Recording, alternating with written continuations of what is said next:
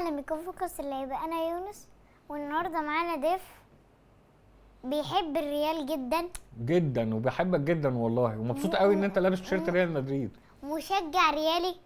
بيشجع الاهلي بس مش قوي. الله، ليه كده؟ ايه يا عم يونس، انت هتعمل لنا مشاكل من اولها.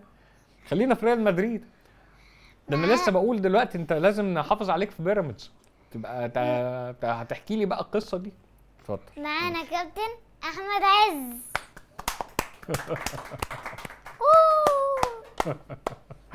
اخبارك ايه؟ كويس.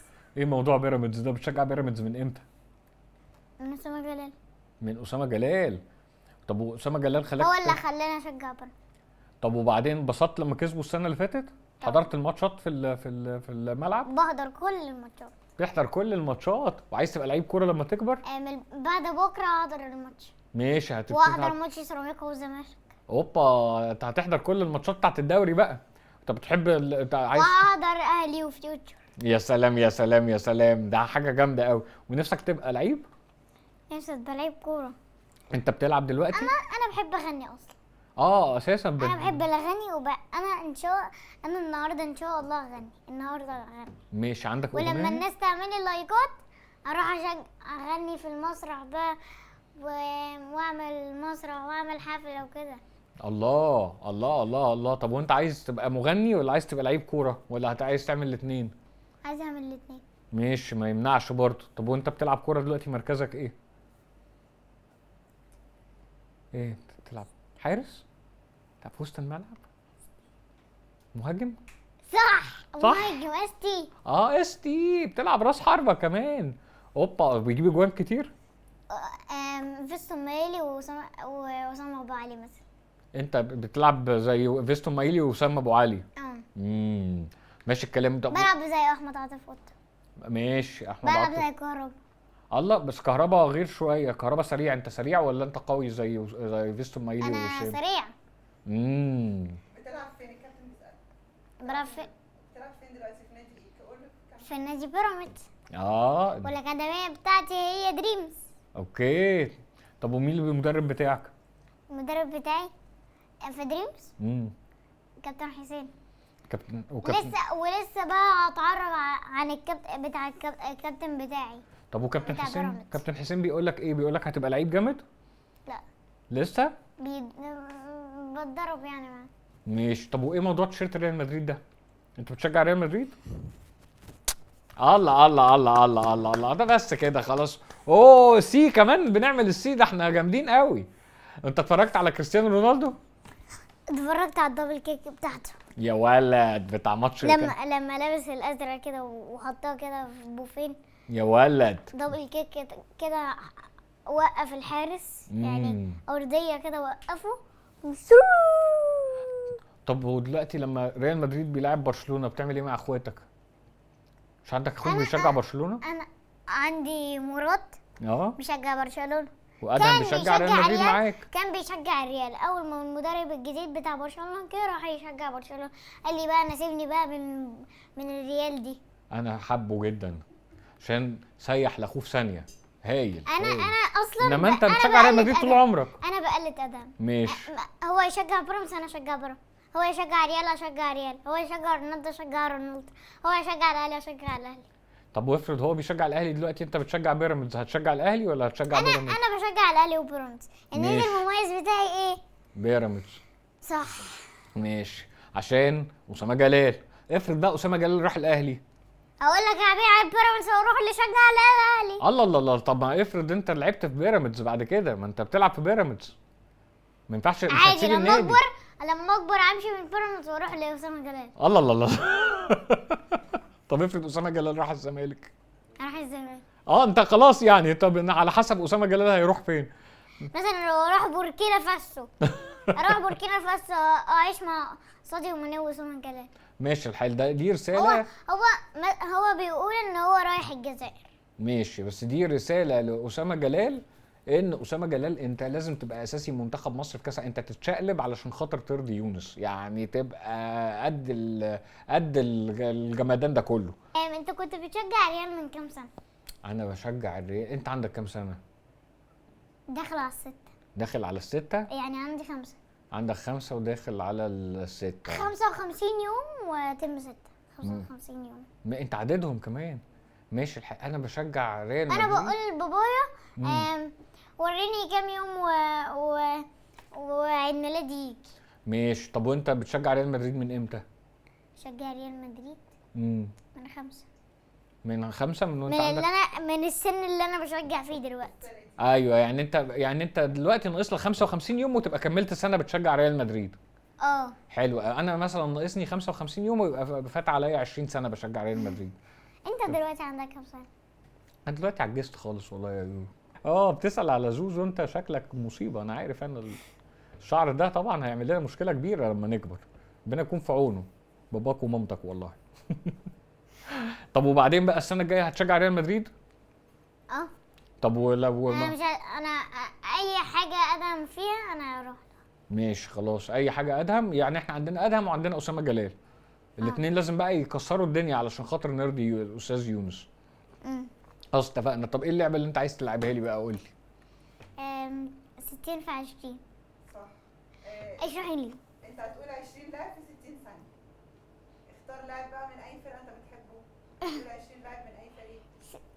اعد يلا. يلا تعالى نعد. Three. استنى عشان نشغل الستوب واتش. استنى.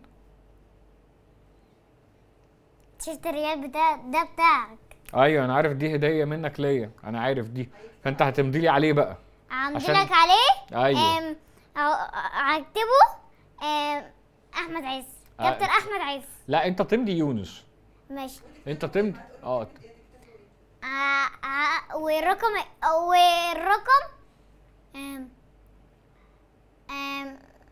مثلا هقول لك رونالدو 7. ماشي انا موافق. انا بحب رقم 7 انت بتحب جدا. رونالدو ولا ميسي؟ انا بحب الاثنين وبالنسبه لي انا بحب رقم 7 جدا جدا جدا. فانا هحط لك رقم 7. ده احسن رقم، اكتر رقم انا طب بحبه. ايه اكتر بس مين اللي اكتر واحد بتحبه يعني شايف ميسي احسن لعيب كوره جه في التاريخ، بس انا بحب كريستيانو علشان خاطر كان بيلعب في ريال مدريد وبشجع ريال مدريد. واحسن لاعب في التاريخ اللي انت قلته ميسي. بس انا هحط لك ميسي عشان انت قلت احسن لاعب في التاريخ. وهكتب قلب احمد عز. ماشي خلاص اتفقنا. يلا هتقول 20 لاعب في 60 ثانية. مين بقى الفريق؟ 3 2 1. يلا. امبابي. فينيسيوس. انطوان جريزمان. ماشي. الفاريز. مين كمان؟ اوبلاك. ايوه. كورتوا. لونين الحارس بتاع ريال. ماشي. روديجير. ايوه. ميليتاو وداني اولمو ليفاندوسكي يمين يمين رافينيو. نوير. عمرو مرموش. ايوه برافو. يلا روح على مصر بقى. كمل لسه ناقص لك 5. اسامه ابو علي. اسامه جلال. ماشي كنت لسه هقول لك ده انت نسيت اسامه جلال. فيستو مايلي. ايوه. احمد عاطف وطه. ايوه. مين كمان؟ ناقص اخر واحد. الزمالك. ايه ده؟ يوسف اوباما. شاطر يونس. قفلتها قبلها بثانيه. ابدا انت بقى. ابدا انا؟ لا مش هعرف اعمل كده. مش هعرف اقلدها. قول لعيبه الريال. اقول لعيبه الريال تفتكر؟ طب استنى. تعرف انت تمسك الستوب واتش؟ يلا. يلا انت قول 3 2 1. 3 2 1. عندنا كاسياس وكورتوا وبعد كده سالجادو وعندنا ارنولد وعندنا لا كارفاخال. دلوقتي كلهم دلوقتي. ماشي تعالى نبتدي من الاول. ماشي استنى علينا. 3 2 1. يبقى كورتوا وكارفاخال وارنولد وروديجر وهويسن وراؤول اسينسيو وفران جارسيا. واللي شد. ايوه وفيرلان مندي وكاريرس وبعد كده راحوا مندي وفالفيردي وتشاوميني ايوه وكامافينجا لسه دقيقتين. واردا جولير وابراهيم دياز ورودريجو وماستانتونو لسه شاريينه جديد ومبابي وفينيسيوس ولسه شاريين ارنولد. ما انا قلت ارنولد اهو قفلتهم. وراؤول جارسيا صح. مبابي صح فينيسيوس مثلا ورودريجو. رودريجو واندريك، نسينا اندريك. اندريك بس ده لعيب يعني لسه صغير. لسه صغير زي لسه مبابي، بس مبابي كان عنده 25. هو لا لسه اقول ده لك 18. رودريجو ومبابي وفينيسيوس عندهم كام سنة؟ كام سنة؟ فينيسيوس 25، مم. رودريجو 24، مبابي 26.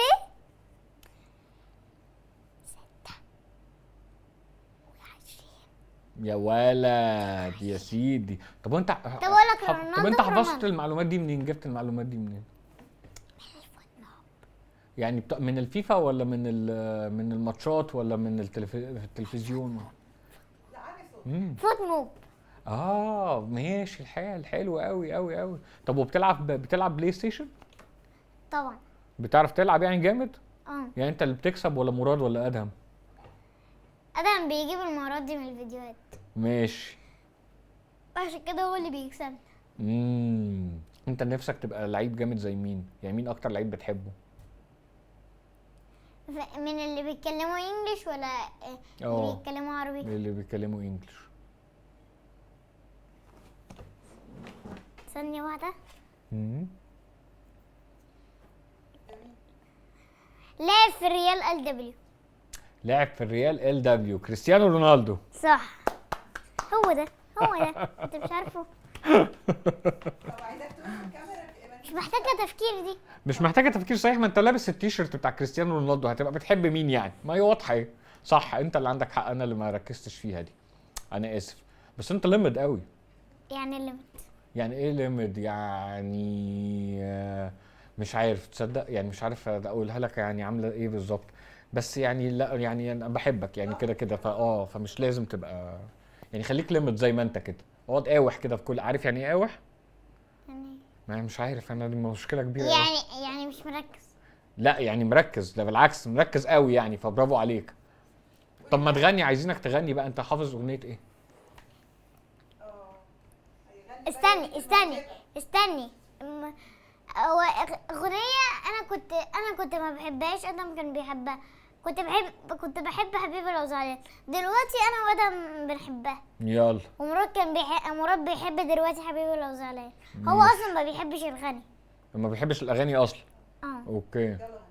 كنسل الشغل شطة دي اصلي على اما اشغل دي جايبي كاري كنت مدي انت مكسد شباب ما بتجيش وانت سبتك لحبة تيجي اسمي وافراد رجل حديدي بعلمك ما انت كتيمي بصة في الجيب دي شفت لمعة هجوت بالزبد شفت لمعة احسب الفرق الناس متابعة ولا انت في الحلم صوت جامعة الله اسمي بالذمة رقص الجيب حط اغصان وسيح الزبد حطه في الطاسه شوح الجبنه ارفع الكوز وشوح كنسل الشغل شطه دي قصدي على اما ما اشغل دي زيه بيكاري كنت من دي. ده احنا جامدين قوي بقى، ده احنا مش بس لعيبه كوره جامده، ده احنا كمان بنغني جامد. طب استنى بقى، في اغنيه تانية. ايه اغنيه تانية ايه؟ بس حساسه امسه بس اقعد زيها لايك يا جماعه، اعملوا لايك وسبسكرايب، احنا اللعيبه اعملوا لنا لايك وسبسكرايب، عاوزين نوصل المليون. انا هديك الاغنيه دي، هديك احلى صوت في الترند عشان انت عم المجال. يا ولا هي عم المجال. الله الله الله الله الله. طب يلا وريني سمعني. لا انا مش عارفها بس عم المجال كله. نبي انت اللي عم المجال كله وسايبكم انا تغلوا عم المجال كله. عم المجال كله انا اعرف. حلوه اهي، ما جميله اهي. ما بعرفش اقول غير عم المجال بس. حلوه قوي. انا انبسطت قوي يا يونس معاك والله، انبسطت قوي يعني. وانت؟ حضرتك وهنكمل. عايزه العب لعبه تانية. يلا تعالى نفكر. انت بتحب تلعب ايه؟ انا اتبسطت جدا جدا جدا معاك. وانا كمان والله شفت جدا أحمد جدا عز جدا جدا وريالي جدا جدا واهلاوي. بتشجع ايه غير بيراميدز والاهلي؟ بشجع بيراميدز والاهلي والزمالك. غير بيراميدز والاهلي قصدي غير الاهلي والريال. ما انا بقول لك الاهلي وبيراميدز والزمالك بحبهم كلهم. غير الاهلي الاهلي والريال. غير الاهلي والريال يعني لازم ايه؟ يعني ممنوع تقول ان انا بحب الريال ولا الاهلي. ممنوع اقول الاهلي والريال. بص انا كنت زمان بحب مانشستر يونايتد. دلوقتي ما بتحبش سيتي؟ يعني بحب عمر مرموش. اه بحب عمر مرموش وبحب. ما بتحبش ليفربول اللي فيها دياجو جوتا اللي مات من حادثه؟ الله يرحمه. وبحب محمد صلاح طبعا، فبحب ليفربول. فخر العرب اللي عامل معاه حلقه ده. ايوه انت صورت حلقه مع محمد صلاح ولا لا لسه؟ هعمل بس. هتعمل حلقه مع محمد صلاح؟ هو لازم... اصلا ما بيردش عشان هو لعيب كوره. ايوه فمشغول. لما يكون فاضي، لما يبقى اجازه لازم تعمل معاه حلقه. لو هو ما دخلش كاس العالم للانديه اللي جاي، لو ما دخلهاش ان شاء الله اعمل معاه حلقه. خلاص اتفقنا. وانا هاجي الحلقه دي بس مش هصور مع محمد صلاح، انا بس هبقى عشان خاطر اتصور معاك انت. ايه رايك؟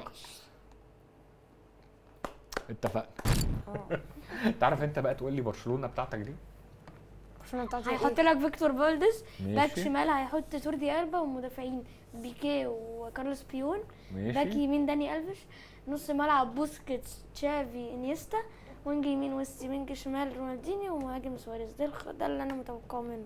ايه بقى؟ سهل عليا كده. خلاص كده صح؟ ده يمكن ما هي دي التاريخيه دي. عندك حق برضه، هم اللي انت قلتهم دول جامدين قوي الصراحه.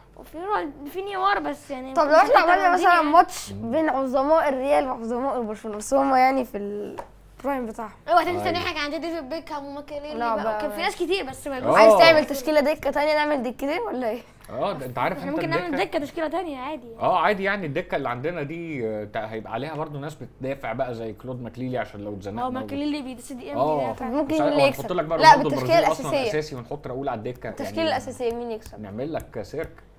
سير ريال. ما هقول لك اكيد انا بشجع أنا برشلونه، هقول برشلونه. انا هقول لك لو بنلعب في الليجا انتوا تكسبوا، لو بنلعب في نهائي دوري الابطال او بنلعب في دوري الابطال عموما احنا نكسب كده معروف. خد احنا نكسب. اتدلع بالدوري انت، هندلع بقى باوروبا بقى. نتكلم بقى في المحلي. خش بقى في المحلي. خش في المحلي. ربنا يسترها منكم، انا قلقان والله العظيم. لا ثلاثة. لا لا. طيبين كده بلا وايه قلق. ملايكه كده وحاجه بلا تخلي الواحد قلق. يتكلم براحته، فتبقى مشكله بقى. ما بلا ينفعش قلق. نتكلم براحته تسرح في كده المحل. فجاه. ما ينفعش نسرح. بلا قلق. فاكر صفقات الاهلي؟ اه يعني حضرتك لو انت مثلا اللي ماسك، لو مدرب، حضرتك تشوف ده وقت شوبير ولا الشناوي؟ انا بالنسبه لي انا اشوف ده وقت شوبير. صح. يعني يعني الشناوي الشناوي تاريخ حارس كبير. طبعا طبعا. بس حاليا بقى من كبر سن الشناوي ودلوقتي يعني شوبير. هي شوبير. المشكله بتبقى فين دايما؟ لما بيبقى عندك لعيب جامد قوي في السن، جامد قوي في الاداء وسنه كبير وعندك لعيب جامد قوي في الاداء وسنه صغير، انت بتخاف ان الصغير يزهق من الدكه فيمشي، لان ده المستقبل. يعني مصطفى شوبير يقدر يديك زي 10 حمزة سنين علاء. كوره. حمزة مثلا علاء ماشي. مصطفى يقدر يديك 10 سنين كوره، الشناوي هيديك كام سنه كوره؟ سنه بالكتير. سنتين فاهم؟ فانت عشان كده بتخاف ان يضيع منك الراجل اللي هيديك 10 برضه سنين. مش عايز توقع حد من التاريخ بتاعك تقعده دكه على واحد صغير. فهي بتبقى هنا دايما المشكله. المشكله برضو ان الشناوي هيقعد دكه اعتقد. ما هو لو مش عايز ما يقعد الفكرة دكه هو- يعني هي في قرارات في الكوره بتبقى صعبه، بس هو انت تخاف على مين اكتر؟ تخاف مصطفى شوبير؟ مصطفى، خاف على مصطفى. ليه؟ لان افرض بعد مستقبل. كمان سنه لما يقعد دكه، لو فضل قاعد دكه لمده سنه، لو مستواه اتهز تبقى مشكله لا كبيره. وغير كده هو لانه دلوقتي بقاله سنه ما الشناوي بيلعبش. بقى يعني مصطفى هيبقى بقاله سنتين ما بيلعبش، بعد سنه كان اساسي، هيقعد سنتين ما بيلعبش كوره. انت لما بتقعد سنتين ما تلعبش كوره وتيجي ترجع تاني، مستواه هيقل. فانت تخاف انك تحرق مستقبلك علشان خاطر دلوقتي الكابتن بتاعك بيلعب موجود في الفرقه. فدي اللي بس تخليك تبقى دايما عندك حرص كده ان لا انا اخاف على مصطفى، فلازم ابقى عندي خطه ان انا احافظ على مصطفى. ممكن اطلعه اعاره سنه، ممكن لما يتحط على الدكه، بس انت برضو الاهلي بينافس على كذا مكان، فيقول لك افرض وهحتاج كذا الشناوي حارس. اتصاب، ايوه ما انا محتاج مصطفى، ما ينفعش اسيبه. ده في ماتش الرجاء كده السنه اللي فاتت. والولاد. فانا عشان كده بتبقى دايما الحته دي صعبه قوي على الناس. بس يعني بس برضه مش تعتقد ده يعني الشناوي يعني مستواه بيقل بسبب فاعتقد ان هو ده وقت شوبير فعلا ان هو يخش بقى. انا معاك جدا في ده، ان هو كمان بقى المستوى الجامد بتاع الشناوي شويه جامد، بس كمان شويه بقت فيه شويه غلطات وشويه اهتزازات كده. الغلطات برضو يعني غلطات. فهي هنا بتبقى صعبه قوي الموضوع ده. فانا عشان كده انا دايما ببص مع المستقبل، يعني بيبقى الا بقى لو اللعيب ده مثلا زي ميسي، فاهم؟ بس لو مش زي ميسي يعني عنده ابتدى مستواه ينزل، لا ساعتها هنا بقى يبقى احنا محتاجين نفكر في المستقبل الاول. فعشان كده انا ميال لمصطفى في الفرقه. حضرتك صاحب القرار، تبدا بتريزيجيه ولا بن شرقي؟ ابدا بتريزيجيه ولا بن شرقي؟ ما هي هنا بقى انت محتاج بن شرقي يجري، وانت عارف زي ما كنا بنتكلم عن فينيسيوس. ولو في ماتشات كتير قوي في الموسم محتاجه الابداع بتاع بن شرقي، بس في ماتشات كتير في الموسم محتاجه الجري بتاع تريزيجيه. فهو الحلاوه بتاعت تريزيجيه وبن شرقي دي حاجه عاملها الاهلي لطيفه قوي، ان عشان تريزيجيه بيجري كتير بن شرقي هيخاف ما يجريش، وعشان بن شرقي تريزيجيه مش مهاري زي بن شرقي هيخاف يزودها في الكوره فتبقى شكلها مش حلو زي ما بتبقى حلوه مع بن شرقي. فالاثنين هيفضلوا حاطين ضغط على بعض، اللي كسبان منه الاهلي على حسب بقى الماتشات هتعمل فيك ايه وهتوديك على فين بالظبط كده. فبس هو بن شرقي طبعا ليفل جامد قوي في الكوره. بس بن شرقي عنده مشكله، ايه؟ الدفاع عنده قليل من عشان كده كان فينيسيوس في الملعب. هو بقى محتاج، هو اعتقد لو ما كانش جاله تريزيجيه كان ممكن قوي تبقى متاكد انه مش هيجري كتير. دلوقتي اعتقد هتبقى وجود تريزيجيه هيخلي نفسه يجري بقى انه على الاقل يطلع كده. زيزو حاجز مكانه كده هناك. محمد شريف هو وسام ده مش عارف يتأيد مع كولومبوس. على فكره هو لسه متأيد على فكره. ايه؟ لسه مع قائمه لسه متأيد مع الاهلي. عرض البتاع ده مش عارف يسافر وفي كذا حاجه، فهو يعني لو ما عرفش هو لسه متأيد مع القائمه الاوليه للاهلي. بص انا ما اعرفش التفاصيل غالبا ماشي يعني اقصد هو لو مضى خلاص يبقى خلاص بقى دي مشكله كولومبوس ما بقتش مشكله الاهلي. ولو الاهلي لسه ما استلمش فلوسه فساعتها الاهلي هيرفع قضيه في الفيفا وهياخد فلوسه، لان خلاص اتمضى الورق. لو ما اتمضاش الورق دي قصه ثانيه، بس اعتقد اتمضى يعني طالما اعلان رسمي. وعملوا تقريبا اعلان اصلا كولومبوس عملوا اكيد اتمضى الورق رسمي يعني. فكده سيبك من قصه بقى وسام يعني ما بقتش محمد شريف المخيف الحاجه المهمه يعني. هو وسام انت كان المفروض تبقى محضر للسيناريو ده من بدري يعني فاهم. برضه هي مفاجاه برضه يعني. هو الناس كلها كانت عارفه من قبل كاس العالم للانديه، عشان كده كنت متخيل ان هو كان وسام مهاجم. عشان هو كان مهاجم حلو. بس وسام على فكره وسام جه الاهلي، حد كان يعرف وسام؟ لا فيعني وسام ابو علي لا، ولو كان كمل كام سنه كان هيعمل تاريخ مع الاهلي بارقامه كويسه قوي. كل بني ادم ليه حسبته، فهو قرر ان هو يبقى بالنسبه له مثلا انه يعمل تاريخ في كولومبوس، يعمل تاريخ في امريكا، يعيش في امريكا بس من غير ما يعمل تاريخ. كل واحد ليه دماغه. بس اللي انت قلته حلو قوي. قبل ما يجي وسام ما كانش حد عارف وسام ابو علي. دلوقتي بقى اسم كبير وجامد جدا واثبت كفاءه. مين اللي جاب وسام؟ لا مش قصدي الاهلي بالظبط، قصدي البني ادم او الناس اللي اشترت وسام بالطريقه دي، اللي عرفت تجيب واحد ما حدش عارفه ويطلع جامد قوي ده، هم اللي يجيبوا البديل بتاعه. يبقوا وهم لازم يبقوا كانوا محضرين بديل من بدري. ممكن على فكره يكونوا كانوا محضرين، بس الاداره ما خدتش الخطه بتاعت اللي هم عاملينها. فيبقى ساعتها الاداره هي اللي ممكن نقول، او ممكن تكون الاداره كانت عندها حسبه تانية تراجع محمد شريف وعندهم كريديكار، فيعني ان احنا نصبر شويه على الفلوس بتاع لحد يناير مثلا نكون وصلنا لبني ادم ما. دلوقتي ممكن يكونوا حاطين في دماغهم واحد دلوقتي بيجهز لفكره صلاح من دلوقتي بالظبط كده. اصلا باين ان هم بيجهزوا، لكن اعتقد الاهلي ما كانش باينه. مش باينه، ممكن يكون بس ممكن يكون. فاحنا مش هنظلم حد يعني، احنا هنسيب بقى نشوف الزمن هو اللي هيجاوب. بس دلوقتي مين اجمد، محمد شريف ولا جراديشار؟ محمد. متهيألي السرعه في الكوره دلوقتي مهمه قوي. جراديشار كورته احلى من محمد شريف، بس السرعه في الكوره اهم حاجه. فانتوا انا شايف محمد جراديشار بعد ماتش بورتو انا جالي منه عقده. انا عارف عمل في ماتش بورتو حاجات غريبه، رايح بالكوره مش عارف يوقفها. انا عارف قصدك، بس هي دي برضو ليفل تاني يعني. هو برضو المستوى بتاع في يوم او مش في يوم، الحظ مش حظ. لا وفي مستويات كده في الكوره في الضغط ممكن يكون واحد زي جراديشار ما يستحملهاش. ومحمد شريف، ما هو انتوا فاكرين في محمد شريف في انفراد ضيعه في ماتش نهائي مع الاهلي في دوري ابطال افريقيا، اللي هو قبل الموسم اللي يمشي فيه على طول. ده كان انفراد بالجول تماما، مفيش حد واقف قدامه. في ساعات بيبقى قله تركيز، في ساعات بيبقى سوء توفيق.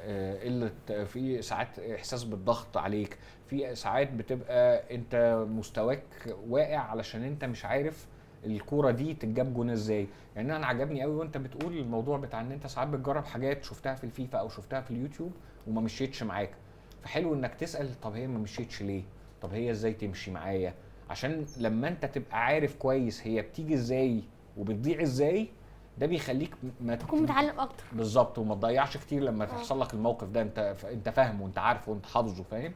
فدي حاجه كده لسه جراديشار ما بينلهاش اماره. شريف ماشيه اليومين دول كويس في ماشيه معاه الدنيا يعني كوره في الماتشات الوديه، فهيشتري الاهلي شويه وقت لحد ما نشوف هو جايب فورمه لدرجه تخلي الاهلي ما يفكرش في فيرود ولا بقى يخش في فيرود في يناير. حضرتك تفتكر بس عايزين نعمل كده في سريع كده تشكيله الاهلي التاريخيه من وجهة نظر تاريخيا لا حضرتك؟ دي صعبه قوي دي، يا هي نهار صعبة ابيض، بس. يا نهار ابيض صعبه قوي قوي. مثال ريال تاني. من وجهه نظر حضرتك. ماشي، من وجهه نظري تلعبوا معايا بقى، انتوا اهلاويه كلكم صح؟ نفكر بقى سوا. انتوا كل واحد هتختاروا- يقول مركز مع بعض. ماشي، يعني انتوا هتختاروا الحضري. اه اختار شنو؟ ماشي، وانت هتختار ايه؟ حاضر. ماشي، انا ممكن اختار الحضري، امشي مع ماشي. الحضري. باك رايت. باك رايت، انا طبعا انتوا ممكن تكونوا ما شفتوش ابراهيم حسن، بس فهو اكتر اتنين كانوا عاجبيني في المركز ده في إبراهيم الاهلي، ابراهيم حسن واحمد فتحي. انا أكتر ابراهيم اتنين. حسن. انا ابراهيم بس حسن. بس انا عشان ابراهيم حسن في ايامه الحلوه كان بيهاجم ويدافع جامد قوي. احمد فتحي في ايامه الحلوه بيدافع جامد قوي قوي قوي صحيح، بس الهجوم اقل شويه. انا ابراهيم فانا حسن. هو فانا ممكن اخد انت حضرتك خدت مين؟ انا هختار ابراهيم حسن. انا ابراهيم حسن. اخد احمد فتحي. ماشي. ممكن كنت عايزه اقول بركات بس هو كان بيلعب ساعات هاف مش اه ثابت في مكانه باك يعني. ليفت. بس انا كنت لما شفت فيديوهات يعني حسيته باك يعني. بركات جامد قوي باك. لدرجه تخليك، هو كان بيتحط في اي مكان في الملعب انت ما جوكر. تعرفش. هو جوكر. انت حطه في اي حته. يعني انت عارف ده كمان لعب باك ليفت مع منتخب مصر، هيلعب في اي حته عادي. اي حاجه. اي حته تحطه بس. عادي، ولعب لك مع يا ده منتخب 10 من مصر 10. 2000 كاس 2006 لعب باك يمين كله ماشي. كل البطوله. كده ابراهيم حسن وانا هحط احمد فتحي. باك ماشي. ليفت اتنين. علي معلوش. علي معلول. علي معلول، احنا من الباكات ليفت الجامده طبعا علي معلول وجilberto من الاجانب، وسيد معوض. وسيد معوض ومحمد عماره من المصريين، وربيع ياسين قبلهم. دول المجموعه اللي انا شفتها كلها يعني. انا علي معلول. علي معلول هختاره رقم 1. 2 سيرد باك. انا وائل جمعه. إبراهيم سعيد. سعيد. بس انا هحط اه. عبد المنعم بس انا بحبه قوي. هو بصراحه يتحط يعني يستاهل. مع انه قعد كتير بس هو لعب. هحط أنا عبد بحب عبد المنعم المنعم وكابتن جوه. ماشي. ماشي. انا عندي انا هحط وائل جمعه، وانا انت عارف انا كنت الصراحه نفسي احط هاني رمزي انا عايز انا هحط زمان إبراهيم قوي. سعيد. هاني رمزي ده كان جامد قوي بس ما لعبش كتير مع الاهلي، فعشان كده همشي معاك في سكه ابراهيم سعيد. همشي انا معاك. ابراهيم سعيد بقى. يعني ابراهيم سعيد وائل جمعه اه. وانا عبد المنعم وائل جمعه. ماشي. نص الملعب بقى حسام غالي وابو تريكه وشوقي. هي دي خناقه جامده قوي بقى. احنا هنا دخلنا في خناقه جامده قوي، وانا كده كده يعني كلنا هنتفق هنثبت تريكه، يعني تريكه كلنا موجود. كده كده. صح. يعني تريكه كده كده معانا حسام غالي. في الحزب. حسام غالي كان كابتن. وانا ما انا عمال بقى افكر، اصل في حسام غالي وليد سليمان. وفي ومحمد شوقي الجيل الجامد بتاع الاهلي، وكان في قبلهم الجيل اللي قبله كان في ناس جامده برضو، مجدي عبد الغني وناس جامده، وحسام غالي برضو من الناس الجامده قوي اللي ما ينفعش ما تتحطش في الفرقه. انا حسام غالي بصراحه هو. فصعب قوي، هي مش عارف كلها انا صعبة احط قوي. بتاع حسام غالي وشوقي. انا ماشي. برضه نفس الكلام. حسام عاشور برضو عمل حسام عاشور. عمل سنين كتير بطولات قوي كتير. كان احنا الاثنين جامد. اتفقنا حسام غالي وشوقي وهو برضه حسام غالي وشوقي. انا اصحابي. ماشي. وابو تريكه كده او كده. تريكه اكيد. ماشي، ده التالت بتاع، ما انا بقول لك انا مأمن تريكة كده هنا كده يعني. تمام. انا عمال افكر بقى، سيبني شويه كده وابقى ارجع لك انا في الاثنين ارتكاز لما نقعد نقلبها يعني كده. نطلع عشان قدام. انا حاسس ان في ناس كتير انا ناسيهم مش عارف ليه. نطلع قدام. نطلع قدام. مين خطيب. ليفت؟ خطيب أيوة. اتفرجت عليه. شفت فيديوهات. فيديوهات. شفت الجول كله اللي جاب فيديوهات. الكرة من ورا يحطها لقدام دي. كده وهو بيجري وبيجي سريع مش مبطئ يعني. لا ما بطأش، كرة جامدة قوي. شفت الكرة بتاعت دينيس بيركامب؟ بيلفها بيلفها كده يلف من ورا المدافع ويروح بقى. أنا مش فاهمها دي يعني. انت برضه لما اتعملت دي كانت حاجه يعني جامده قوي. في وقتها تاريخ. تاريخ يا لهوي، ولحد دلوقتي والله تاريخ يعني. خطيب حلاوتها. خطيب حضرتك هتلعبوا ايه، مهاجم؟ ما بص بقى، ده احنا عندنا هنا حسام بقى وعماد متعب حسام وفي ومتعب، ليلة. الموضوع صعب انا قوي. بصراحه كنت هلعب ب3 مهاجمين، هلعب 3 تلاتة هم الثلاثه هم دول. 3 في خطيب، حسام عماد حسن. متعب وحسام حسن. أنا كنت تلاتة احنا كده بنلعب صراحة. ب3-9 يعني الاثنين. لا هو الفرقه دي ما ينفعش تكسب في الملعب، لان هم كلهم هيبقوا مزنوقين بقى في الحته دي. بس هم كلهم جامدين قوي يعني، ما ينفعش فعلا تسيب حد فيهم. انا هلعب كده 3 دي تشكيله الاهلي التاريخيه. تشكيله حلوه. حضرتك هتاخد 3 برضو. بيني طب وبينك نص ما الملعب، تقدرش حضرتك تسيبهم. نص الملعب حضرتك. ما هو ده السؤال الصعب بقى، ده السؤال الصعب جدا. هو الجيل الذهبي بتاع الاهلي كان شوقي وحسام غالي والجيل الذهبي القديم يعني مش يعني انا اصل احنا حطينا 3 فراوده، فانا عمال افكر بقى في ان مثلا بركات يتحط كده. وحسام غالي CDM كده يقف. ما كده الفرقه دي مش هينفع تنزل تلعب تكسب، لان احنا كده عندنا 3 فراوده قدام شبه بعض، مش هينفع. بس احنا ايه، بنتسلى يعني، مش قصه، مش للدرجه مش هنلعب بجد يعني. لو جينا نلعب بجد هنغيرها يعني. نشوف فرقه ثانيه، نشوف حاجه ثانيه يعني بس عايز احط حسام بركات غالي؟ في الفرقه مع حسام غالي وبركات. عايز احط حسام غالي وبركات في الفرقه دي. ماشي. كده احنا قفلنا موضوع التشكيله التاريخيه. حلو. دلوقتي نروح بقى للزمالك. نروح للزمالك. الزمالك بصراحه عمل صفقات فرقه، ده جاب حارس، جاب كل الصفقات. بس أيوة. هل الزمالك هيلحق الموسم على طول وهم لسه شغالين في الصفقات؟ هل اللعيبه هتلحق تنسجم مع بعض في اول موسم ويعملوا موسم كويس وينافسوا وياخدوا لقب، ولا بص بقى، ما دي انا حاسس ان هي صعبه، حاسس ان هم السنه الجايه ممكن فعلا ياخدوا اللقب. بس شفت السنه دي حاسسها صعبه كفايه الكونفدراليه مثلا. هي ده لو عرفوا يعني. برضه الزمالك برضه دلوقتي في وقت، دلوقتي انا بقيت عايز اخد بيراميدز، بقيت انا عايز ارجع مكاني يعني. بيراميدز جاي جبت خد يعني انا ممكن اقول انه خد مكاني بقاله موسمين بيدخل افريقيا، والزمالك لا. فدلوقتي الزمالك هدفه اعتقد ده الهدف يعني يخش افريقيا. هو متهيألي الهدف بتاع الزمالك يلعب حلو. يعني يركز على الدوري الاول وبعديها يشوف موضوع افريقيا ويخش يعني ولازم يخش افريقيا. ايوه انا عارف. بص هقول لك على حاجه كده افريقيا لازم يخش افريقيا. والقاف افريقيا. لا، والقاف لوحدها. قاف. شفت بقى بتطلع منك كاف اهو. قاف. والقاف. ايوه برافو كده. افريقيا. لازم ناخد بالنا من العربي كويس. اهم حاجه العربي. اهم حاجه العربي. الزمالك متهيألي الفرقه بتاعته الجمهور مستني ان الفرقه تلعب كويس وتبتدي تبقى في واضح ان احنا ماشيين في طريق كويس. انا اتبسطت من اللي انت قلته مثلا، اللي انت قلته ايه، ان اكيد هم محتاجين وقت عشان جابوا لعيبه كتيره ومدرب جديد، فده معناها ان الناس كلها عندها نفس الفكره دي، الناس كلها فاهمه ده. فطالما الناس كلها فاهمه ده، فاكيد مفيش حد هيبقى عايز المدرب واللعيبه الجديده تكسب دلوقتي حالا كل حاجه، صح؟ احنا هناخد وقت، بس عشان ناخد وقت احنا محتاجين نبقى عارفين ان احنا ماشيين في طريق صح. ايه اللي بيعرفك انك ماشي في طريق صح؟ انك تلعب كويس. لما تلعب كويس وتضيع فرص كتير وتسجل فرص كتير وتبقى دفاعك كويس، انا ماشي صح. فنبقى يعني مثلا مانشستر يونايتد تقدر تقول انه ماشي صح لما تتفرج عليه السنه اللي فاتت؟ لا بيلعب وحش قوي، فانت حاسس اللي هو لا انا مش خلاص، هو لسه تحت انما ارسنال حتى لو النتيجه مش عارف بس بلعب كويس، فدي هي أيوة. واحده هتيجي بالظبط كده يعني. لا بالظبط بالذات ان الزمالك الموسم بتاعي انا شايف ان هو معاه سكواد قوي قوي السنه دي. جاب ناس يعني كتيره مهمه. المهاجم الفلسطيني عدي دبابة. لا لا هم بصراحه عملوا تشكيله. بس لو احنا هنقول حاجه، الزمالك ناقصه ايه وخلاص انت تبقى حاسس ان الزمالك ناقصه ايه؟ بص، هي قصه اصلها كبيره شويه يعني. هو اول حاجه هم جون ادوارد جه متاخر، ده المدير الرياضي. المدير الرياضي فهي المشكله انه لما جه متاخر يعني اتعين متاخر.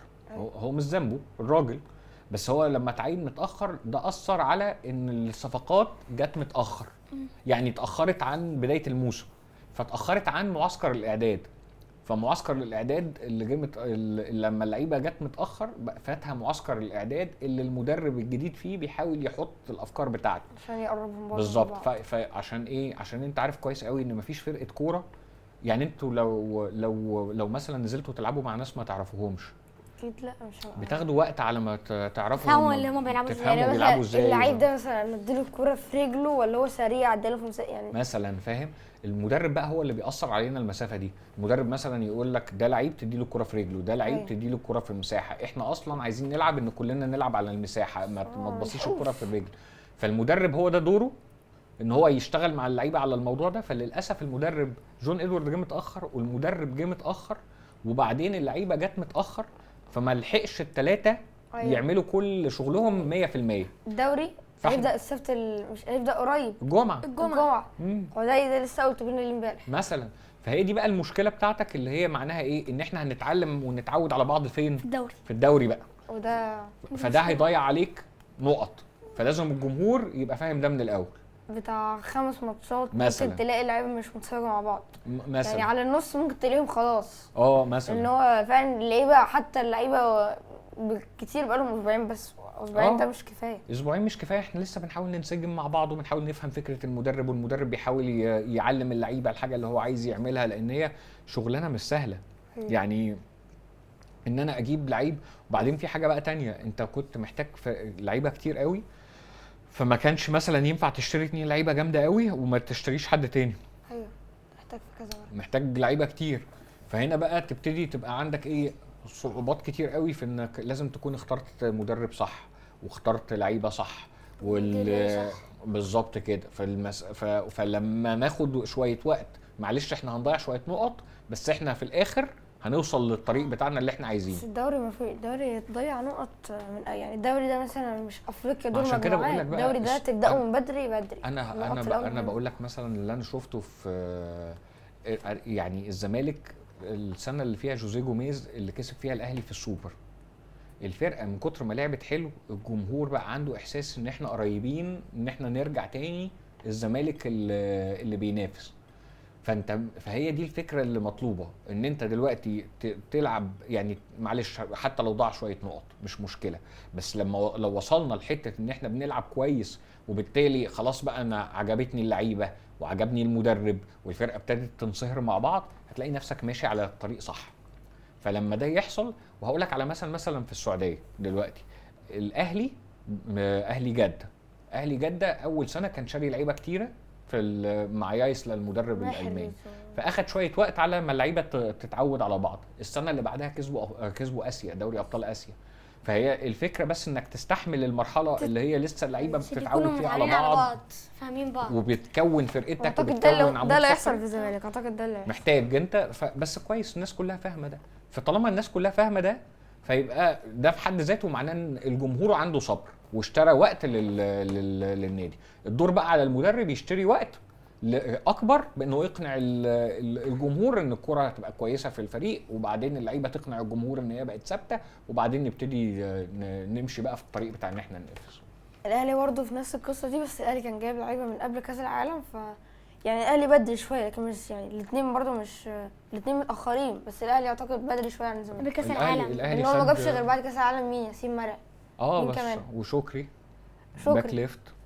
بس لعبوا معانا في الماتشات الوديه، لعبوا الزمالك قضيه. خد بالك الاهلي عمل موضوع اللعيبه الكتير دي، بس برضه مش بالكم ده، بس عملوا في كاس العالم للانديه.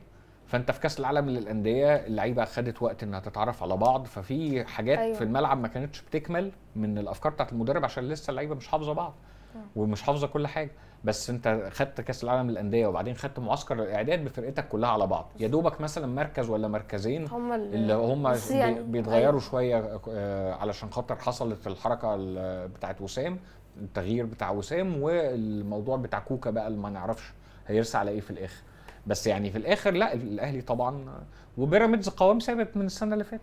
حضرتك يا كابتن شايف ان بيراميدز هيكمل ولا طفره موسم؟ يعني ايه طفره موسم؟ ايه؟ يعني ايه طفره موسم؟ يعني عمل دي حاجه حلوه انك تبقى عارف كلمه طفره موسم دي في العربي، حلو. لا ما اعرفش. طفره موسم دي يعني اللي هي هو موسم وخلاص، عمل موسم حلو وخلاص مش هيعمل الموسم ده حاجه ثانيه. عارف انت كانوا بيقولوا على صلاح وان سيزون وندر. فيعني اللي هو موسم خلاص صلاح هيقع عادي. وصلاح موسم وشد حلو. بالظبط كده، ما حصلش بقى ان صلاح وقع. بيراميدز احنا محتاجين نسال يونس بقى، صح؟ متهيألي هو بس بتاعت يونس بيراميدز دي. عنده ميزه، مم. هو حافظ على سكواده.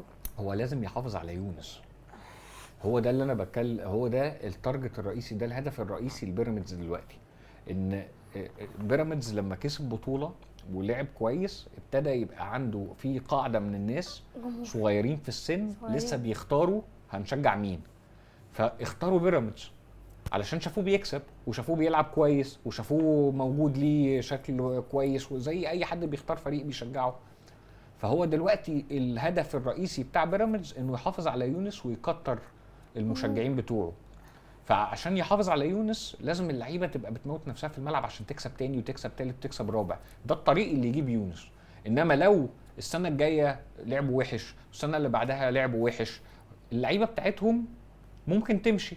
فلو يونس بيحب الفرقه عشان لعيب هيلاقيه مشي فهيسيب الفرقه، ولو الفرقه ما بتكسبش كتير هيبتدي يحس اللي هو كان موسم وخلاص ولا ايه. فهو ده اللي مهم قوي دلوقتي عند بيراميدز. الموسم ده اهم بكتير من الموسم اللي فات، ان هم يثبتوا ان اللي حصل ده هيتكرر. لو مش موسم عشان اصل هو ايه اكتر حاجه بتخوف في موضوع انك تعمل موسم حلو وبعدين تقع؟ الموسم اللي بعديه. ايه اكتر حاجه تخوف في الموضوع ده؟ ان اللعيبه تبقى حاسه ان هي عملت اللي عليها خلاص. أيوة. فالالتزام يقل، بقى. اشوف نفسي والحاجات. والنقطه الثانيه ان مفيش جمهور بيدبدب ورايا يقول لي انت هتشجعني هديلي حماس لو انا وقعت. لا. او لا يقول ويحاسبني لو لعبت وحش. ايوه.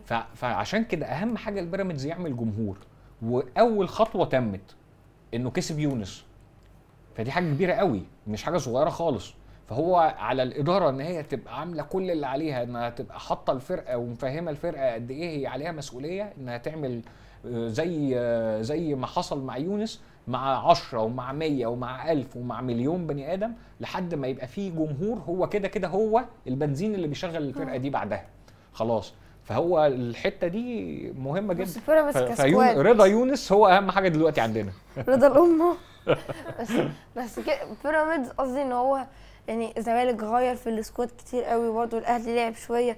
هو بيراميدز حافظ على السكواد بتاع ابراهيم عادل بس مشي جاب ايفرتون.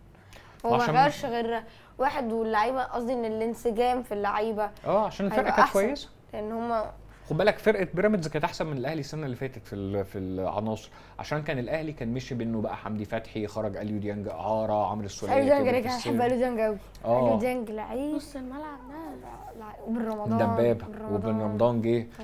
فانت السنه اللي فاتت كان حصلت عندك تغييرات كتير كده في اول الموسم، فمشي عندك عدد من اللعيبه وكان عجز شويه من اللعيبه. وعلي بطل. بالظبط كده. فانت فمثلا محمد، يعني الفرقه الاساسيه بتاعتك خسرت فيها محمد عبد المنعم، وبعد كده خسرت رامي ربيعه، وخسرت علي معلول، وكان كبر عمرو السوليه وبعدين مشي، وحمدي فتحي كان مشي، واليو ديانج كان مشي. فالفرقه كانت محتاجه تجديد دم. فالسنه اللي فاتت الاهلي عشان كده لما دخلنا على الصيف اشترى لعيبه كتير، لانه كان محتاج مرحله تغيير الفريق مره ثانيه دي. انما بيراميدز كانت فرقته ثابته. بيراميدز هيحتاج يعمل ده امتى؟ كمان سنه، علشان خاطر اللعيبه الكتير اللي في الفرقه اللي كسرت 30 هتبتدي تقل مستواها، زي وليد الكارتي مثلا، بلاتي توريه، النوعيه دي من اللعيبه هتبتدي انت تقلق من ان هي مستوى ممكن يقع منك فجاه. بيراميدز جاب محمود شيبي، علي جابر بتاع. بيراميدز جاب محمود جاد. هم كده هم المركز بتاع حراسه المرمى.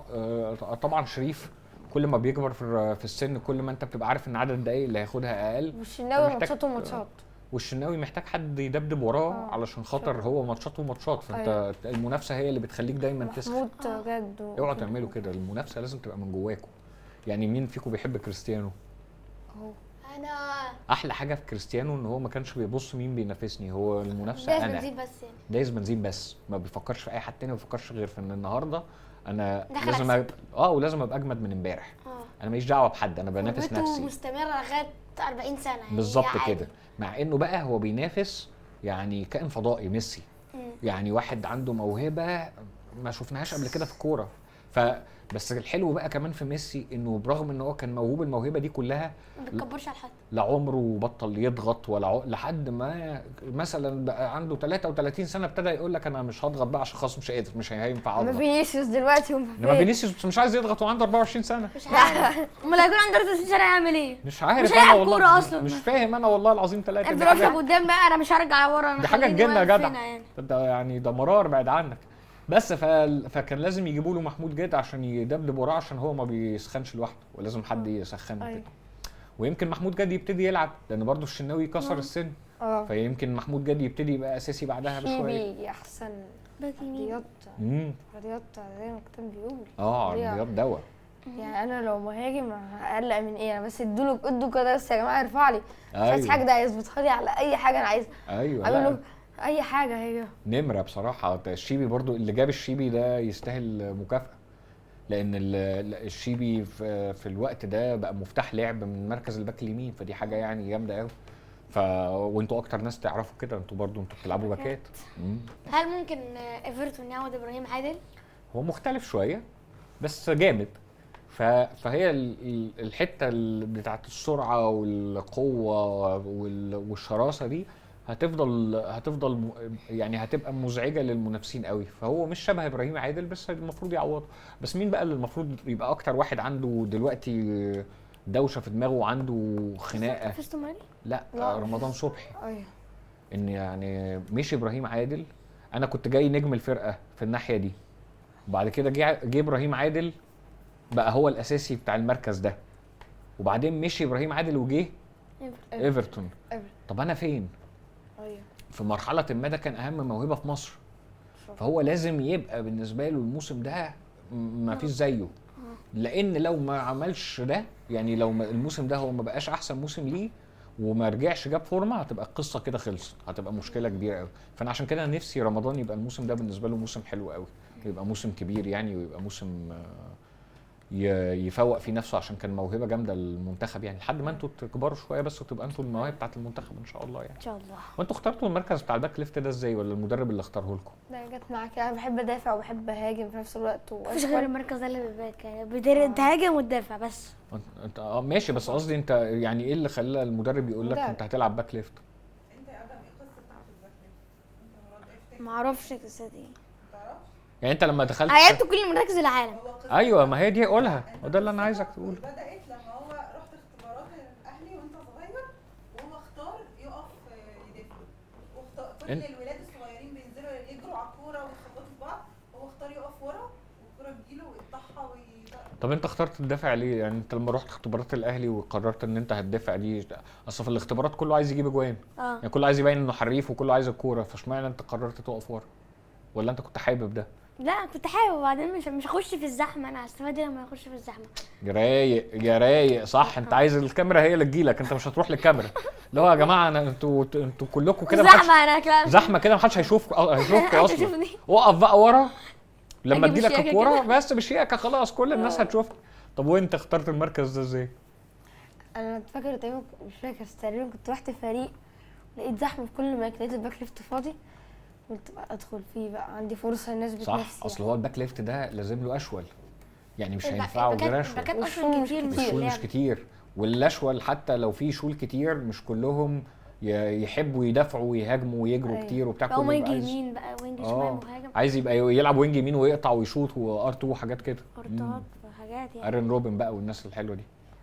ولامين يامال والناس الجميله. ولامين يامال ماشي يا سيدي، اللي بيعلم علينا يعني، اللي بيعلم علينا يعني ماشي. عندنا فينيسيوس برضو كان بيعلم عليكم عادي يعني. هيفوق ان شاء الله، لسه صغير قادر يجري. مين عالم كمان، يمكن لما نتقابل السنه الجايه هتلاقي لامين يامال من كتر ما عقليته اللي مش عاجباك دي تبوظه وما يلعبش، واحنا نبقى جددنا لفينيسيوس وفينيسيوس يفوق ويلعب. ولو ما حصلش حاجه نمسح الفيديو عادي، بس معروفه خلاص. الفيديو ده مفيش فيديو اهي. طب انتوا دلوقتي انتوا رحتوا كام نادي الاول، ولا اختبرتوا فين، ولا عملتوا ايه؟ كتير. اديني بقى واحكي لي. رحت الاهلي، رحت اختبرت في بيراميدز واتصالات وانبي. طب ومين الاختبارات اللي فيهم اللي انت حسيت ان الناس مركزه فعلا يعني بصراحه ولا واحد. ممكن بيراميدز اكترهم شويه. طب يعني انت دلوقتي لما رحت اختبارات الاهلي وبعدين رحت الاختبارات بتاع انبي، يعني انبي مثلا بيطلعوا ناشئين كتير قوي. الاختبارات مشاكلها ايه؟ يعني انت حسيت ان انت نفسك لو انت عايز تقول لهم يا جماعه انا كنت محتاج كذا أنا وكذا عارف. وكذا، انا كنت هتبقى ايه طب ما انت ياخدوش قول الناس الأول. اللي بالجسم اللي هي الجسم بس ما بتعرفش تلعب بس. بس هم كانوا بياخدوا الناس ما بتعرفش تلعب، انت كنت شايف كده؟ لا بياخدوا جسم. ناس جسم يعني، بس في ناس حريفه تانية بس مش جسمها قوي يعني. ايوه اللي هو مش لازم ابقى ابتدي وانا جسمي جامد، ما ممكن ميسي واحده كان واحده. ما ميسي كان قد كده صح صح صح. وطلع يعني. طب وانت؟ الجسم هي اكتر حاجه يعني هو اول حاجه بتلفت نظرهم الجسم، فاللي ما لا، عندوش أصلاً جسم ما انا لو يختبرش لقيت اصلا. مثلا، يعني مثلا انا لو 2012 ولقيت واحد مثلا طويل وجسمه. وكده، حتى لو هو الكوره عنده ضعيفه هيفيدني في التدخلات وكده. اعتقد ان هي اول حاجه ببص عليها جسم اللعيب. انت عارف انت القصه بتاعتك دي، عارف برشلونه ابتدت الموضوع بتاع اللمسيه دي ازاي؟ يعني في مرحله كده في برشلونه كان كل الناس بتعمل زي اللي حاصل في الاختبارات اللي انت بتقولها دي، لازم الجسم بس وبتاع، ما بيركزوش على الكوره. بتوع برشلونه كتبوا يافطه كده على اللمسيه ان لو طولك مش كذا، اللي هو الطول اللي هو طويل بالنسبه لهم، فده مكانك الصح، تعالى. عشان هم عارفين كويس ان دي حاجه مش هي أساسية. الاساس الموهبه والمهاره. وبعدين الموضوع بتاع الجسم ده في مراكز تستحمل انك تكون مش طويل، فلو ما فردتش مش مشكله. وفي حاجات، وفي اصلا بني ادمين بتفرد في توقيتات مختلفه، فعندهم كانوا الثقافه دي. فماشي، دي واحده من العيوب المهمه اللي في الكوره في مصر دلوقتي اكيد، لان برضو الموهبه فعلا قليله قوي، فاحنا مش شايفين. طب ايه تاني؟ حسيت الدنيا زحمه قوي؟ يعني حسيت انك ما خدتش حقك، ما خدتش وقتك، ما خدتش اهتمام، ما خدتش تركيز؟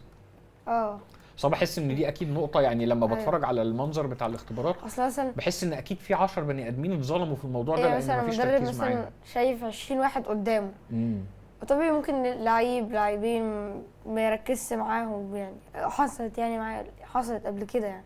فانت يعني ممكن يبص 18 عنده 18 لعيب، 16 ممكن 2 مثلا تركيزهم يقل عليه، فبيحصل. بعدين بحس كمان اللي هو يعني افرض لو انا اديتني انت 10 دقايق بس بالكوره، وانا كنت وقتها ما عملتش احسن حاجه عشان انا كنت حاسس بالضغط، لان انا لسه صغير في كل الاحوال يعني. فاللي هو ليه اتظلم يعني؟ ليه قصدي ما يبقاش في فرصه تانية وطريقه تانية ممكن مثلا الكوره ما تجيلكش غير مرتين. يعني انت لما جيت تختبر، انت جات لك الكوره كتير اول مره بغض النظر عن الانديه؟ ساعات بتيجي كتير، وساعات ممكن ما تجيش غير مره مرتين في ربع ساعه. فلما ما جاتلكش غير مره او مرتين دي، انت حسيت ان لا يا جماعه، ما انتوا كده ما شفتونيش بجد، ما خدتش حقي؟ اكيد بيكون كده، بس مش هقدر اقولها، مش هقدر لا، ما انا اطلعها عارف يعني. بس دلوقتي عندك فرصه تطلعها، فدي حاجه كويسه ان الناس تفهم قد ايه في كميه مواهب موجوده وفي كميه بني ادمين موجوده. يمكن يكون 10 من اللي انت مشيتهم دول فيهم صلاح، ففي الاخر انت ظلمت النادي زي ما ظلمتني كموهبه يعني. فهي مش بس ظلمتني، انت ممكن تكون كمان ظلمت النادي. والملاعب اللي بتتدربوا عليها كويسه؟ بتاعه الاختبارات كانت ملاعب كويسه. ملاعب كويسه. ايه موضوع الشد ده؟ وايه موضوع ايه اللي بيحصل في اختبارات الناشئين؟ في شد ووقع وحاجات كده؟ هو عايزين يبينوا ان قدام الكابتن كده هما بيشدوا بقى ويلعبوا جامدين وبتاع. ناشف. فبيشدوا جامد. يشد ليه واحد من وراك كده شدك. والله. طب وبعدين انت ساعتها اقوم تاني اعمل ايه؟ طب اقوم اشده يعني ولا اعمل ايه؟ ما كده هتقلب مش بلعب كوره كده، بلعب مصارعه يعني. ايوه. طب وليه المدرب اصلا بيسمح بكده؟ عشان نشوف بقى مين الناشف فيهم وكده يعني. ايوه انت صح، بس يعني انا فاهم قصدي هم بيدوروا على ايه، بس في نفس الوقت هو اصلا ده بقى ضد الكوره. يعني دلوقتي حتى التدريبات، لما يعني زمان كان مثلا ممكن يعمل تمرينه وما فيهاش اوفسايد في التدريب. ليه ما فيش اوفسايد؟ علشان يدي حريه للعيبه تطلع شويه ابداع عندهم. بس لما بييجوا يلعبوا في الماتش ما في اوفسايد، فاللعيب اللي مش متعود ان في اوفسايد يسرح قدام الجول هناك يعني. فاهم؟ فهو انت برضو بتاثر عليه بالسلب. فنفس الموضوع وانت في الاختبارات، وانا لو مش بحاسبك ما حدش بيشد في الماتش يعني، فاهم؟ مش ده الصح بتاع الكوره يعني. انت بعد كده لو انت شفت موهبتي وشفت مهارتي وشفت الامكانيات بتاعتي وشفت الحاجات دي، بعدين نبتدي يحكم على الشراسه لما تشوفني في التمرينات بقى بجد. ماشي. فبحس ان لا بصراحه برضو دي حاجه من النقط اللي مهم ان هي تتغير يعني. بس يعني اهم حاجه زي ما احنا مش هنيأس بقى، نسخن جامد يعني. احنا محتاج، اصل المركز ده خد بالك ده ايه، مركز حساس قوي. مش بس مركز حساس قوي، ده احنا مهم في محتاجينه مصر. في كل حاجه. ده احنا يعني في المنتخب احنا من بعد سيد معوض تقريبا يعني الباكات ليفت ما بتقعدش سنه في المنتخب تثبت حبه حلوين، يعني ده احنا عمالين نبدل الاهلي اهو محتاج باك ليفت دلوقتي مثلا، عندك مساحه انا عارف على ما توصل هيبقوا اشتروا، بس يعني يمكن ما يكونوا ما اشتروش، مين عالم. بيراميدز يبقى عايزين واحد زي الشيبي مثلا الناحيه الثانيه كمان مثلا كده. ليفربول في لعيبه عنده 16 سنه دلوقتي مثلاً. هيبقى يعني كيزو وفريمبونجا لعيبه بره. كده انا مركز عشان ريال مدريد، احنا محتاجين هو احنا محتاجين باك ليفت. احنا محتاجينك وهو لا مش محتاجينه عشان ده عايز ياخد فلوس زي فينيسيوس ومبابي من اولها. طب ما يجريش بقى. ما يجريش برضه، ما هو مش هيجري، ما هو هياخد فلوس زيهم يبقى مش يبقى هيجري. قدام بقى. لا اروح الريال ويعني ما نفكرش. ما اعرفش، ما اصل انا برضه حاسك لو رحت ريال مدريد انت بتحب برشلونه قوي، انا مش ضامنك في الماتشات. هيخدعنا كده تلاقيه جاب جون في نفسه كده قدام برشلونه. مش ضامنك انا في الماتشات. دي حقيقه. ايوه ده اما لو لك ده وديتني حقيقة. برشلونه يا باشا اديني جنيه وانا هلعب لك يا باشا بروح. شفت بقى، هو ده جنيه الفرق. قدام مليون استرليني. ماشي خلاص احنا ما هو نروح أكيد قصده اللمسية. ايوه يعني اوديك برشلونه وانت اكيد اجمد من اول بالدي. ما اشوف المليون استرليني جاي اهو حالا. امدولي بس عد هنا بس. اي حد فينا هيشوف المليون استرليني هيجي دلوقتي حالا، دي مالهاش دعوه دي. ايه توقعات حضرتك لدوري الخمسه الكبرى؟ توقع لنا كده مع بعض دوري الخمسه الكبرى. توقعات نبدا بالدوري الانجليزي. صعبه قوي يعني إنجليزي. يعني انا مش عارف بصراحه، حاسس ان سيتي كده لسه انا مش قادر احط ايدي على الفرقه دي، هتبقى جامده قوي انا هقول ولا ارسنال. يا انا ولا هقول ليفربول. ماشي. مش عارف ليه نفسي ارسنال يعملها، بس حاسس ان ليفربول بقى هو اللي هي تقريبا خلاص. فرنسا محسومه. باريس. اسبانيا. اوه الله. عايز تنافسني تعالى. مش عارف والله اقول لك ايه، ما احنا مش قول عارفين. على حضرتك متوقعه. قول الحق. قول الحق كده تاني. قول الحق. حاضر الحق يا سيدي، ان شاء الله ريال مدريد. ماشي ده مش منطق بس ماشي. مش برشلونة. الحق كمان بس الكرة مش يعني مش مضمون الكرة، يعني ممكن تفاجئ دلوقتي الكرة مش مضمونة. الكرة مش مضمونة. امال انا قلت في مرة الكرة مش مضمونة ولا ايه؟ الكرة دايما تقول الريال هو خلاص يعني. الريال ان شاء الله. مع الريال برشلونة. ان شاء الله. ماشي. الدوري الألماني. بايرن. الدوري الإيطالي. صعبة دي بقى. انا كنت بشجع ميلان زمان في ايطاليا، بس ما اظنش هياخدوا الدوري يعني. بس انا اتوقع بصراحة نابولي ممكن ياخدها الثانية بالصفقات. ممكن نابولي. عشان انتر انا خلاص. كريستيان كيبو مش عاجبني، مش مريحني كده. قلقان نابولي منه. انا ممكن اقول يوفنتوس. مم. ايطاليا برضو فيها كتير فيها منافسة حلوة عارف. كده. حلو. بس هم بيدافعوا يعني بحس ان مفيش بني ادم يهاجم يعني. لا، ايطاليا ليه؟ معروفة بالدفاع. بس ده كان زمان، دلوقتي ما بقاش. كرة بقاش دلوقتي ما معروف بقتش حاجة دفاع أصلاً. بس. دلوقتي بالكرة سريعة. لا وهو زمان كانت ايطاليا كانت جامده قوي في الهجوم. يعني هو كانت مشهوره بالدفاع، كان عندها احسن مدافعين في العالم، وكان المدربين مركزين في الدفاع، بس المهاجمين كانوا جامدين قوي. يعني ما رونالدو البرازيلي كان بيلعب في ايطاليا في الدوري الايطالي في انتر ميلان، وكان في باتيستوتا مثلا كان مهاجم جامد قوي، وكلينسمان توتي. كان توتي وديل بيرو وروبرتو باجيو بقى، كان في زيطه. متوقفا بقى. لا متوقفا وقصص كبيره قوي سعادتك. طيب الدوري السعودي. امم دوري برضو سخن دايما. طب انا اتوقع انا احب النصر بس الهلال. عشان كريستيانو. بص النصر جابوا جورج جيسوس، ده كان المدرب بتاع الهلال، ايوه وكان مدرب جامد جدا في الاوائل، بس في الاخر عمل زي كولر كده. المستوى نزل بس متهيألي هو الميزه الرئيسيه بتاعته ان هو كان مخلي اللياقه البدنيه جامده قوي بتاعت اللعيبه، والفرقه بتلعب كوره جامده قوي، يعني بتلعب كوره مباشره وشرسه ودي حاجات النصر محتاجها. فيمكن جورج جيسوس يزود حاجه كانت النصر. محتاجها قوي النصر.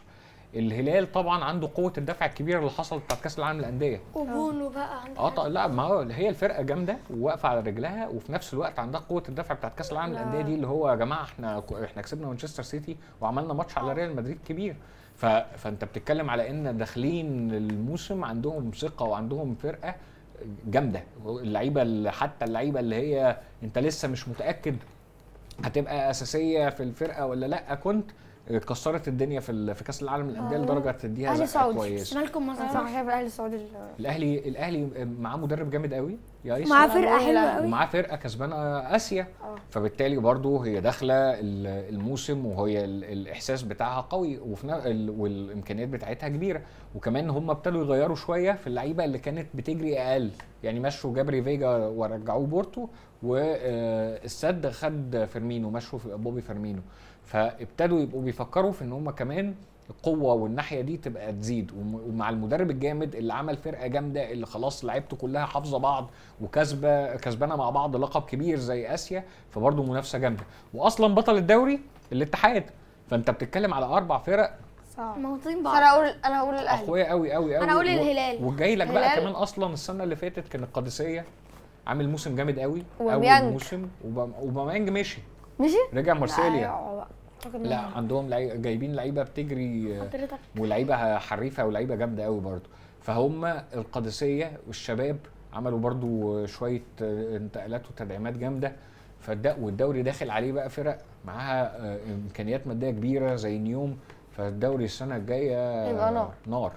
حضرتك تقول مين او توقع؟ مش عارف بصراحه، دي صعبه قوي، دي صعبه بجد. هو انا قلت الاهلي وهو الهلال. النصر بقى والاتحاد. هيبقى دوري سخن. قوي. طيب الدوري المصري برضو صعب ابقى عارف مين اللي هيكسب اللقب في الاخر، مش عشان حاجه بس عشان انت مثلا عندك الناس فاكره الدوري عباره عن ان مين اجمد، الاهلي وبيراميدز ولا مين الزمالك. عندهم فرقه احسن؟ هي الفكره مش هيلعبوا بعض، فكرة في الروح. ماتشاتهم مع بعض مش هي اللي هتخلص الدوري، يعني ماتشات كل واحد مع الفرق التانية دي ايه اللي هي اللي هتخلص مثلا الدوري. بيراميدز مثلا جه وصفت وقع مع فاركو البنك مثلا. يعني مش معتمده مثلا على الاهلي والزمالك في الماتش ده، بالظبط كده، مش ال3 نقط مش ال6 نقط بتوع الماتش هم اللي هيفرقوا، فهي دي تركيزك في الدوري كله. بالظبط كده. هو الدوري نفس طويل، عنده نفس طويل، عنده نفس طويل اللي هيكمل كان زي بتلعب ارسنال كده، المفروض ان يكون كأنه نفس بتلعب سباحه مثلاً. كده ومين نفسه اطول. بالظبط كده، فهي دي الحاجه اللي شويه الواحد بيقعد يحسبها. دايما الاهلي بيبقى عنده نفس طويل في الدوري، وعنده دلوقتي لعيبه جامده جدا، بس في نفس الوقت انت عارف كويس ان مثلا التاثير بتاع وسام والخط بتاع الدفاع ممكن شويه يشغلك. ايوه بيراميدز عنده فرقه جامده قوي، بس خد بالك دي هتخش بقى في شويه ماتشات، يعني غير السوبر المحلي، عنده سوبر غير افريقي، السوبر الافريقي، عنده انتر كونتيننتال، عنده ماتشات أيوة عنده انتر فعنده حاجات كتير تخليك تضغط على القايمه بتاعتك اكتر، فانت القايمه بتاعتك لما يضغط عليها هتعمل ايه؟ لان دي ما كانتش حاصله قبل كده. أيوة. فكلها حاجات، والزمالك طبعا احنا اتكلمنا عنه فرقه جديده بالكامل يعني، فانت بتتكلم على انك لسه ما تقدرش تحط ايدك قوي على ان هي هتخلص ازاي. يعني احنا كده احنا بنتكلم في الدوري اهو، صح؟ حلو. فانا بالنسبه لي بقى زي ما كنا بنتكلم كده، الزمالك احنا بندور على انه هيلعب حلو ولا لا، ده اكتر حاجه دلوقتي ممكن نركز فيها. الاهلي عليه ضغط ان هو هيكسب كل البطولات وكل الماتشات ويجيب سكورات في كل الماتشات، فدي الحاجه اللي حاطه ضغط عليه. بيراميدز عليه ضغط ايه؟ انه حافظ على يونس. فهو بالنسبه لنا بقى اللي هيفرق لنا في القصه دي، هيحسم لنا القصه دي كابتن يونس. فاحنا عايزين نشوف كابتن يونس فين. دلوقتي احنا هنلعب لعبه، واحد من الجمهور هو اللي بصراحه بعتها لنا، اسمه ادم نادر. لعبه 20 لاعب او نقول 20 لاعب 60 ثانيه. ما تنسوش تعملوا لايك وسبسكرايب وشير للحلقه. مين الفريق؟ كل واحد فينا هياخد فريق؟ لا احنا هنختار فريق، عشان اختار فريق اقول فيه 20 لاعب يعني. كل واحد قدامه دقيقه كده يشوف هيجمع حاجه كده. لا ما انت كده انت كده بتخم. نقول على طول. خش يا باشا قول لي 20 واحد في تاريخ ارسنال معاك 60 ثانيه. يا نهار ابيض. مش برشلونه يلا. لا ما احنا لازم نخم، وما كان لازم. انت دلوقتي بوظت الافيه وخليته يركز، شفت بقى؟ طب بنختار له نادي تاني؟ لا نختار له نادي تاني ولا نعمل ايه؟ استنى ما نشغل ستوب واتش. طيب ارسنال ولا ايه؟ 20 ثانيه تقول 20 تقول 60 ثانيه تقول 20 واحد اهلاوي. حلوه دي؟ ماشي. يلا ثانيه لسه هفكر. طيب التاريخ براحته بقى. يلا شناوي، محمد هاني، علي معلول، عبد المنعم، وائل جمعة، هاني رمزي، شاوي، حسام غالي، حسام عاشور، كوكا، عماد متعب، حسام حسن، الخطيب، فلافيو، جilberto، شوبير، مصطفى مخلوف، حمزة علاء، أسامة أبو علي. طب انت كده ناقص لك لعيب واحد، نسيت اهم واحد فيهم كلهم؟ ابو تريكه. ماشي خلاص. بس انا قلت كل ده ما عدتش ال 20 على الفندق كلهم. جبت ال 20 بالظبط. بس في حاجات اصلا ايه انت بتركز لا هو انا فيها. كنت بادئ بالترتيب بس الوقت انت ايوه اتلخبطت بس انت عارف مثلا. قول تشكيله اهل الحاليه وبعديها اخش على التاريخ. لا شفت ده ناصح برضو مذاكرها. هو هي مش نصح، هي الوقت اللي بيه ما بس انا قصدي ممكن. خد بالك مثلا انت قلت حسام حسن مع ابراهيم حسن على طول ده يتقال يعني فاهم. أيوة قلت ابو تريكه تقول بركات، قلت بركات تقول ابو تريكه، يعني في شويه ناس واحده كده بتكمل واحده. واحده بتكمل واحده على طول. ايوه انا سعيد معوض مثلا كده مشيها كده. طب احنا نزنقه بقى نختار له حاجه ثانيه يقولها. انا اختار حاجه تقوم بادئ الوقت على طول. الدكتور قال انا عايز ريال. ماشي يا سيدي هنديك الريال مع ان ده غش. ريال ايه ده؟ ريال ممكن اجيب فيه 40 بصراحه. لا بس اجيب فيها ماشي ماشي. بصراحه لا بس هقول 3 2 1 يلا. كاسياس، كورتوا، لولين، كيبا، كارفاخال، ارنولد، مارسيلو، روبرتو كارلوس، سيرجيو راموس، هيرو، فاران، بيبي، كازيميرو، زيدان، بيكا، ماكاليلي، مودريتش، كروس، كريستيانو، بنزيما، رونالدو الظاهرة، جاريث بيل، لويس فيجو،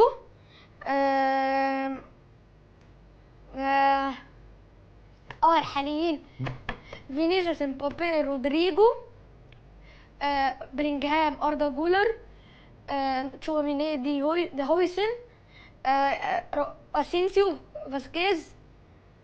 عندنا خلاص احنا الترتيب. معديين حبه حلوين. انا سايبك بس كده عشان لسه معانا شويه وقت. لا بس عظمه جبتها بالترتيب وخط خط يعني انا بطالب عمرو نصوحي يرجع التحدي. انا عرفت خلاص مين اللي هيكسبني بقى. حضرتك بقى لازم فريق صعب. ليه يا عم هتعمل فيا كده؟ لا خلاص انا كده ماشي. اتسليت. انت ماشي اتفرجت علينا في التحديات. حضرتك سيب دوت على طول هو الفريق. اتفرجت علينا في التحديات وشفت انا بكسب ولا بخسر. طب خلاص فاهم. لا بجد هقول دلوقتي حضرتك فريق على طول. برشلونه. برشلونه. خد انت بقى السبوت دوس على ستارت فيتور بايا وفيكتور فالديز وتير شتيجن وبعد كده عندنا داني ألفيش وعندنا ميشيل ريزيجر وعندنا كارلوس بويل وعندنا ماسكيرانو وعندنا فرانك دي يونغ وعندنا فرانك دي بور وعندنا فيليب كوكو وعندنا بعد كده يا سيدي إدجار ديفيدز وديمترو ألبرتيني وعندنا كمان انيستا وتشافي وبوسكيتس وعندنا بيدرو وعندنا ديفيد فيا وعندنا ميسي وعندنا رونالدينيو ورونالدو البرازيلي ولويس فيجو وصامويل ايتو وسافيولا. المفروض كده خلصنا. خلاص يا شيخ بس لسه معانا وقت. لا خلاص بقى احنا يعني هو في غلطه ليه حضرتك بتقول انا مش عارفه. مصلحة. انا قلت اقول ناس انت ما تعرفهاش. افرض انا بقول اي كلام دلوقتي. ويقول سواريز، نيمار، رونالدينيو. انا لفيت اللفه القديمه الاول وبعدين. طب انا عايز فريق ليه انا كمان. عايز فريق وانا ايوه كمان نفس ليه. الحاجه. عايز كمان فريق. ماشي نديك مين بقى بس نصعبها بقى. ماشي. نلعبها على 20 ثانيه. لا 20 سنه نلعبها على 30 ثانيه. ماشي. خلاص نلعبها على 30 ثانيه ارسنال. لا بلاش ارسنال. طب تلعب 30 ثانيه ايه؟ ما انا لسه قايل برشلونه قدامك. انت خدت اللعيبه. مين؟ لا بلاش برشلونه ممكن. تاخد الزمالك. لا تاخد ليفربول. لا اي حاجه بقى خلاص انا الصراحه. هات الليفر. ليفر. ليفر ولا ايه؟ لا ارسنال بقى. ارسنال ما هو ده بيتك. ماشي. المفروض برضه تشجع انت عايش ارسنال. فيه ولا ايه؟ يلا 1 2 3 هوب. رايا، كيبا، جابرييل، صليبا، موسكيرا، لويس ستيلي، بين وايت، اوديجارد، ديكلان رايس، ساكا، هافرتز، جوكرز، مارتينيلي، تروسارد، نويري اقدم بقى شويه. ايه دي؟ نيدم، تينري، ستوب. ستوب يا ابني. انت كام؟ 4 بني ادمين بس. ناقص لك 4 بني ادمين. ماشي. لا بس حلو قوي. انا كان في فييرا وكان في بيتر تشيك وكان انا في تشيزني. ارسنال مش عارف قديم صراحه. قديم. ايوه لو قلت تيرندري كان في حد كمان. فييرا واشلي كول. شكرا يا ادم نادر عشان اللعبه فعلا جميله قوي. بنشكر كابتن احمد عايز ان هو جالنا يعني. ده الشرف ليا والله. شرف لينا احنا. واحنا متفقين السنه الجايه يعني. لا والريال. لو ما بدي اتمسح على طول بس انا بصراحه عايز الريال يكسب عشان عايز حضرتك تيجي تاني. يا سلام يا سلام. تعالى نتفرج مع بعض على ماتش كلاسيكو وراهنك انك مش هتبقى عايز الريال يكسب. ونعمل الماتش اللي هم بيعملوه رياكت تعملوا معاهم كده نكون حابين نشكر كابتن احمد حبيبي. ويعني بجد حضرتك ان حضرتك تجي لنا دي مقام عندنا مليون سبسكرايبرز، ده واحد من بس ده ما الأهداف. يمنعش ان احنا عايزين نوصل مليون سبسكرايبر فيعني وشكرا. مع السلامه.